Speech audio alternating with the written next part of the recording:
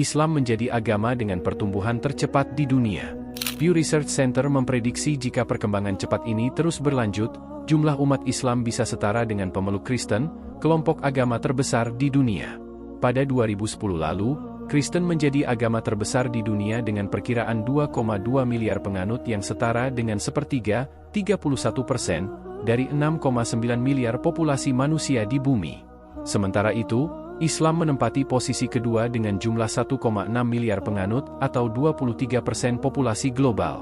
Populasi dunia diperkirakan meningkat menjadi 9,3 miliar atau 35% antara 2010 dan 2050. Pada periode tersebut, umat Islam dengan populasi kaum muda yang tingkat kesuburannya tinggi diprediksi meningkat hingga 73%. Secara global, umat Islam memiliki tingkat kesuburan tertinggi dibanding dengan agama-agama lain, termasuk Kristen, Hindu, Buddha serta Yahudi. Selain tingkat kesuburan, perpindahan agama juga menjadi faktor yang membuat peningkatan pertumbuhan penganut agama. Berdasarkan data, negara penyumbang pertumbuhan populasi tersebut adalah penduduk di wilayah Afrika Sub-Sahara. Wilayah tersebut memiliki tingkat kelahiran yang tinggi sehingga menjadikannya sebagai kontributor utama pertumbuhan populasi pemeluk agama di dunia. Proyeksi pertumbuhan umat Islam dan Kristen sebagian besar akan didorong oleh terus bertambahnya populasi Afrika.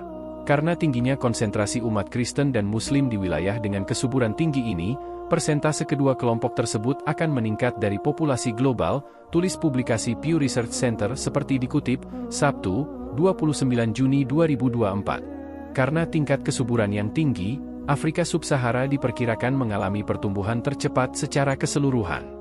Meningkat dari 12% populasi dunia pada 2010 menjadi 20% pada 2050. Sementara itu, kawasan Timur Tengah Afrika Utara juga diprediksi tumbuh lebih cepat dibanding negara-negara lain. Pertumbuhan pada dua kawasan tersebut mendorong peningkatan populasi Muslim secara global. Populasi Muslim diprediksi 2,8 miliar pada 2050. Pew Research Center dalam proyek The Future of World Religions, Population Growth Projections, 2010 hingga 2050 memproyeksikan pada 2050 mendatang terjadi kesetaraan antara umat Islam dengan total 2,8 miliar atau 30% dan Kristen dengan jumlah 2,9 miliar atau 31%. Kesetaraan ini mungkin akan menjadi kali pertamanya dalam sejarah. Afrika Sub-Sahara diperkirakan memiliki jumlah umat Islam yang jauh lebih besar pada 2050. Sekitar 24% Muslim dunia diperkirakan akan tinggal di Afrika Sub-Sahara. Di Asia Pasifik, populasi Muslim diprediksi mencapai 1,5 miliar pada 2050. Sementara itu di kawasan Timur Tengah Afrika Utara jumlahnya meningkat dari sekitar 300 juta pada 2010 menjadi 550 juta pada 2050. Populasi Muslim di Afrika Sub-Sahara diperkirakan meningkat lebih dari 2 kali lipat, tumbuh dari sekitar 250 juta jiwa pada tahun 2010 menjadi hampir 670 juta pada tahun 2050. Peningkatan juga dialami pada wilayah dengan populasi Muslim yang lebih kecil seperti Eropa dan Amerika Utara. Struktur usia, peralihan agama dan migrasi jadi faktor pendorong. Selain tingkat kesuburan, struktur usia juga mempengaruhi peningkatan pertumbuhan pemeluk Islam. Secara global, umat Islam berusia lebih muda dibanding populasi keseluruhan pada 2010. Kemudian, peralihan agama juga menjadi faktor pendorong lainnya.